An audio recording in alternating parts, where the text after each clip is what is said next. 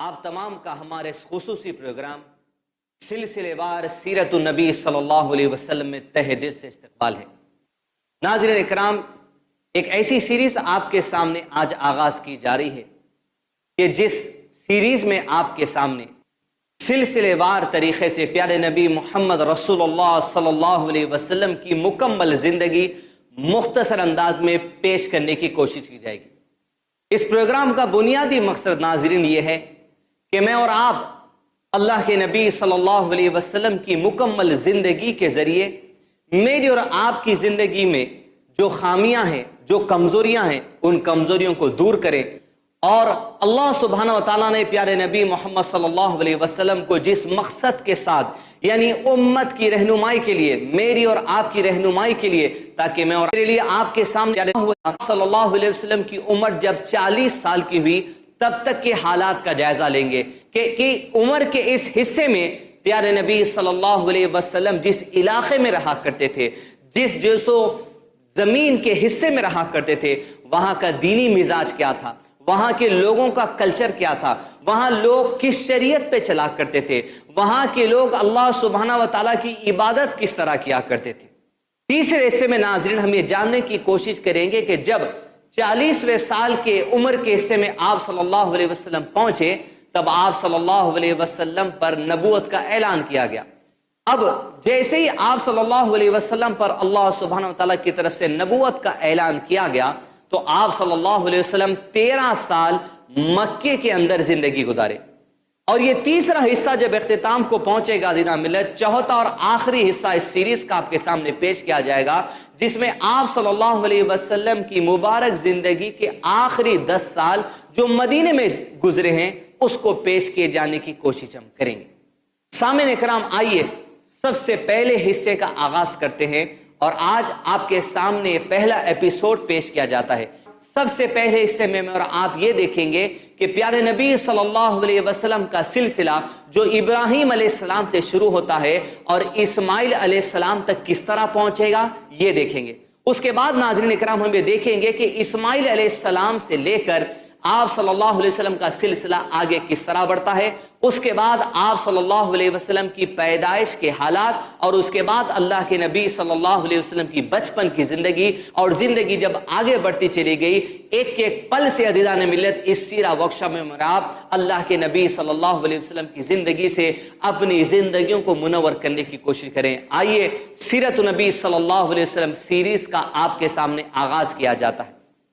سلسلہ شروع ہوتا ہے اللہ کے نبی صلی اللہ علیہ وسلم کا ابراہیم علیہ السلام سے۔ ابراہیم علیہ السلام عراق کے رہنے والے تھے،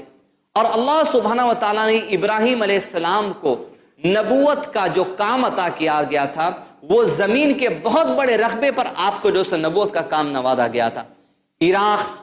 فلسطین، مصر اور زمین کے عرب کی پٹی کے بہت بڑے علاقے میں آپ دعوتی سرگرمیوں میں مصروف رہتے تھے۔ ابراہیم علیہ السلام کی سب سے پہلی جو بیوی تھی ان کا نام سارہ علیہ السلام تھا۔ سارہ علیہ السلام کے ساتھ ابراہیم علیہ السلام مختلف مقامات پر دین اسلام کی دعوت کے سلسلے میں سفر کیا کرتے تھے۔ ایک وقت ابراہیم علیہ السلام اپنی پہلی بیوی سارہ علیہ السلام کے ساتھ ملک مصر کا سفر کیے، اور وہاں پر دعوت دین کی، اسلام کی جو تبلیغ کے سلسلے میں پہنچے۔ پتا چلا کہ اس وقت کا جو بادشاہ تھا اس کو فرعون کہا جاتا ہے۔ عام طور پہ لوگوں میں اس بات کا جو یقین ہے کہ فرعون جو ہے وہ صرف موسیٰ علیہ السلام جس کے پاس بھیجے گئے تھے وہی فرعون ہے، لیکن مصر کے اندر جتنے بادشاہ آئے ان میں سے کئی کا جو لقب تھا وہ فرعون ہی ملتا ہے۔ تو زمانے کے بادشاہ کو بھی تاریخ کی کتابوں میں، سیرت کی کتابوں میں فرعون ہی کہا گیا۔ ابراہیم علیہ السلام اپنی بیوی سارہ علیہ السلام کے ساتھ، جن کے بارے میں آتا ہے کہ آپ الحمدللہ بہت خوبصورت تھی، دین اسلام کی تبلیغ کے کام کے لیے آپ ملک مصر کا سفر کیے۔ جب وہاں پہنچے تو وہاں کے بادشاہ کو پتا چلا کہ ابراہیم علیہ السلام ایک خوبصورت خاتون کے ساتھ یہاں پر آئے ہیں، تو بادشاہ جس کے دل میں ایک ظالمانہ جو سوچ تھی، وہ ایک غلط ارادے سے سارہ علیہ السلام کو اپنے دربار میں بلاتا ہے اور آپ کی طرف غلط نیت کرتا ہے۔ سارہ علیہ السلام کو جیسے ہی اس بات کا اندازہ ہوتا ہے کہ وقت کا جو بادشاہ ہے وہ آپ کی طرف غلط ارادے سے قدم بڑھا رہا ہے، سارہ علیہ السلام نے فوری اللہ رب العزت کے سامنے جو مناجات کی، بخاری شریف میں جس دعا کو درج کیا گیا ہے کہ سارہ علیہ السلام نے اللہ تعالیٰ سے دعا کی کہ اے میرے پروردگار، میں اگر تیج پر ایمان رکھنے والی بندی ہوں، میں اگر آخرت کے دن پر ایمان رکھنے والی بندی ہوں، اور اگر میں اپنی شرمگاہ کی حفاظت کرتی ہوں سوائے اپنے شوہر کے، تو اے پروردگار مجھے اس ظالم شخص کے شر سے بچا لینا۔ یہ دعا سارہ علیہ السلام نے جیسے ہی اللہ رب العزت سے کی، وہ بادشاہ جو غلط قدم بڑھا رہا تھا سارہ علیہ السلام کی طرف، وہ فوری زمین پر گرا، اپنے ہاتھ پیر کو مارنے لگا، اس کے جسم میں قسم کی تکلیف ہونے لگی۔ لیکن کچھ ہی دیر کے بعد سارہ علیہ السلام کو احساس ہوا کہ اسی تکلیف میں اگر یہ مر گیا تو فوری آپ نے اللہ سے دعا کی کہ پروردگار اگر یہ شخص کو کچھ ہو گیا، اگر یہ مر گیا تو زمانہ یہ کہے گا کہ سارہ علیہ السلام نے اس شخص کو قتل کر دیا۔ جو ہی آپ نے اس بات کا اظہار کیا، اس کی تکلیف دور ہوئی، لیکن جیسے تکلیف دور ہوئی وہ بادشاہ دوبارہ ایک بار پھر سے سارہ علیہ السلام کی طرف اپنے قدموں کو بڑھانے لگا، لیکن سارہ علیہ السلام دوبارہ وہی دعا کرتی جو پہلی مرتبہ دعا کی تھی۔ دوبارہ زمین پہ وہ شخص گرتا ہے اور جو سو اپنے ہاتھ پیر مارنے لگتا ہے، اس کے جسم میں ایک قسم کی تکلیف بڑھتی چلی جاتی ہے۔ سارہ علیہ السلام پھر سے وہی کہتی ہے کہ پروردگار اگر یہ مر گیا تو لوگ کہیں گے کہ سارہ علیہ السلام نے اسے جو سو قتل کر دیا۔ اس کی تکلیف دور ہوئی۔ جیسے اس کی تکلیف دور ہوئی، اس بادشاہ کو اس بات کا احساس ہوا کہ ضروری اللہ کی خاص بنتی ہے، اپنی اس غلطی سے جو سو نادم ہوتا ہے، اور پھر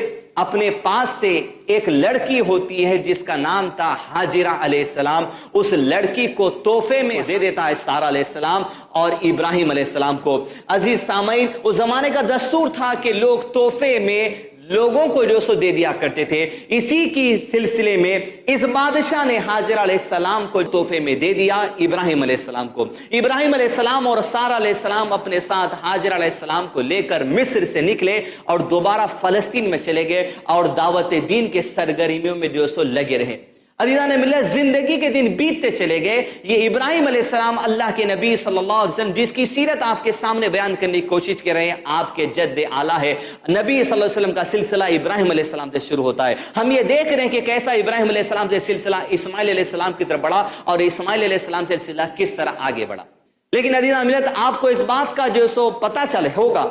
کہ ابراہیم علیہ السلام کو اللہ سبحانہ و تعالیٰ نے سارہ علیہ السلام سے بڑی عمر تک اولاد عطا نہیں کی، لیکن ہاجرہ علیہ السلام جو مصر کے بادشاہ نے تحفے میں جو سو دے دیا تھا، وہ ہاجرہ علیہ السلام ابراہیم علیہ السلام اور سارہ علیہ السلام کے ساتھ جب زندگی گزارتی تو زندگی آگے بڑھتی چلی گئی، یہاں تک کہ ہاجرہ علیہ السلام جب بڑی عمر کو پہنچے تو سارہ علیہ السلام کے دل میں اس بات کا خیال آیا کہ کیوں نہ اللہ سبحانہ وتعالیٰ نے اب تک ابراہیم علیہ السلام کو مجھ سے اولاد عطا نہ کی، ایسا کیوں نہ ہو کہ ہاجرہ علیہ السلام سے ابراہیم علیہ السلام شادی کر لیں اور اللہ سبحانہ وتعالیٰ ہاجرہ سے ایک اولاد عطا کر دیں، تو جو زندگی میں کمی ہے ابراہیم علیہ السلام کی اولاد کی، وہ کمی پوری ہو جائے۔ سارہ علیہ السلام نے ابراہیم علیہ السلام کو اس بات کا مشورہ دیا کہ آپ ہاجرہ علیہ السلام سے نکاح کر لیں، لیکن کسی بھی نبی کے لیے بات جو سو درست نہیں ہوتی کہ جب تک کہ اللہ سبحانہ و تعالیٰ کا حکم کسی معاملے میں نہ ہو جائے کوئی نبی اپنے قدم کو آگے نہیں بڑھاتا۔ لیکن جب اللہ سبحانہ و تعالیٰ کے منشے ظاہر ہو گیا، اللہ سبحانہ و تعالیٰ کا ارادہ ابراہیم علیہ السلام کے سامنے ظاہر ہو گیا، تب ابراہیم علیہ السلام نے اپنا دوسرا نکاح کیا ہاجرہ علیہ السلام سے۔ ہاجرہ علیہ السلام سے نکاح ہوا، زندگی کے دن بیتتے چلے گئے۔ کچھ ہی دن کی بات تھی کہ اللہ سبحانہ و تعالیٰ نے جو سو ہاجرہ علیہ السلام کے بطن میں ایک اولاد کو جو سو دے دیا۔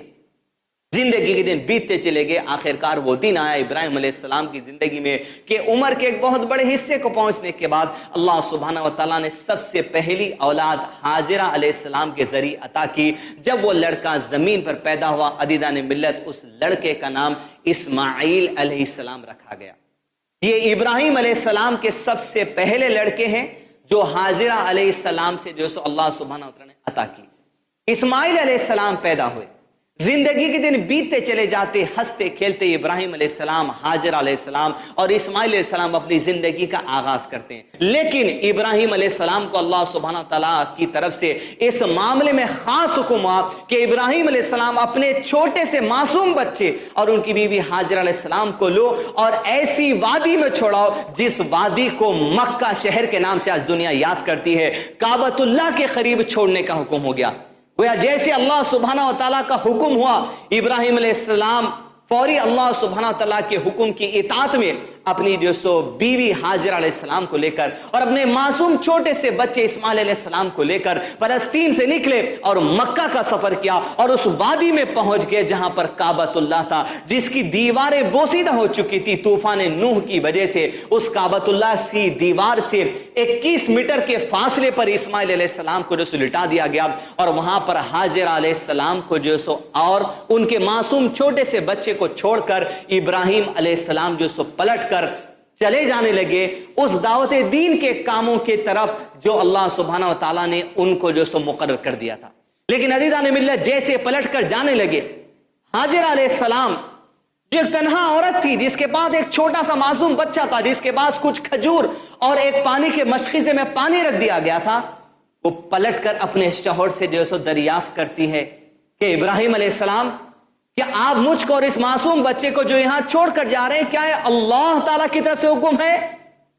ابراہیم علیہ السلام نے ہاں کہا تو سارہ علیہ السلام نے ایسی ہمت کا مظاہرہ کیا عزیزان ملت، اپنے معصوم سے بچے، ایسی وادی جہاں کوئی انسان نہیں دکھتا، ایسی وادی جہاں کوئی گھاس نہیں دکھتی، ایسی وادی جہاں دور دور تک کوئی نظر نہیں آتا، ایسی وادی میں ابراہیم علیہ السلام جب چھوڑ کر جانے لگے، پوری ہمت کا مظاہرہ کرتے ہوئے حاجر علیہ السلام نے ابراہیم علیہ السلام کو الوداع کہا، معصوم سے بچے کو وہاں پر چھوڑے اور بیوی کو وہاں پر چھوڑے، کچھ کھجور اور پانی کے مشخیزہ وہاں پر رکھا اور نکل پڑے ابراہیم علیہ السلام جو دعوت دین کی سرگرمیوں کے لیے۔ لیکن عزیزان نے جب وہ وہاں پر ان کو چھوڑ کر نکل رہے تھے تو اللہ رب العزت کے سامنے چند دعائیں کرتے ہوئے نکلے۔ وہ دعا کا تذکرہ اللہ سبحانہ تعالیٰ قرآن مجید سورہ ابراہیم سورہ نمبر 14 کی آیت نمبر 37 میں اس طرح کرتے ہیں، اعوذ باللہ من الشیطان الرجیم، بسم اللہ الرحمن الرحیم، ربنا إني أسكنت من ذريتي بواد غير ذي زرع عند بيتك المحرم ربنا ليقيموا الصلاة فاجعل أفئدة من الناس تهوي إليهم وارزقهم من الثمرات لعلهم يشكرون۔ کہ ابراہیم علیہ السلام نے اللہ تعالیٰ سے دعا کی کہ میرے پروردگار، میں اپنی اولاد کو اس وادی غیر ذی زرع، ایسی وادی جہاں کوئی کھیتی نہیں اگتی، پروردگار میں ایسی وادی میں چھوڑے جا رہا ہوں، اس مقصد کے ساتھ چھوڑے جا رہا ہوں کہ پروردگار یہ تیری عبادت کریں، اے اللہ ان کی طرف لوگوں کو مائل کر دے اور لوگوں کے دلوں میں ان کے لیے محبت رکھ دے اور انہیں پھلوں کی روزی عطا کرنا۔ اپنی بیوی اور اپنے معصوم سے بچے کو الوداع کہتے ہوئے پلٹے اللہ رب العزت کی اطاعت کرنے کے لیے دور دراز علاقوں میں دعوت دین لوگوں تک پہنچانے کے لیے ابراہیم علیہ السلام، اللہ سبحانہ تعالیٰ کے خلیل، جب پلٹے اپنی بیوی اور اپنے بچے کو جو کھانے پینے کا سامان دے کر گیا تھا، ان کی ایک نئی زندگی کا آغاز ہوتا ہے۔ ایسی وادی جو تنہائی میں ہے، ایسی وادی جہاں کوئی انسان نہیں دکھتا، ایسی وادی جہاں کوئی گھاس نہیں دکھتی، ایسی وادی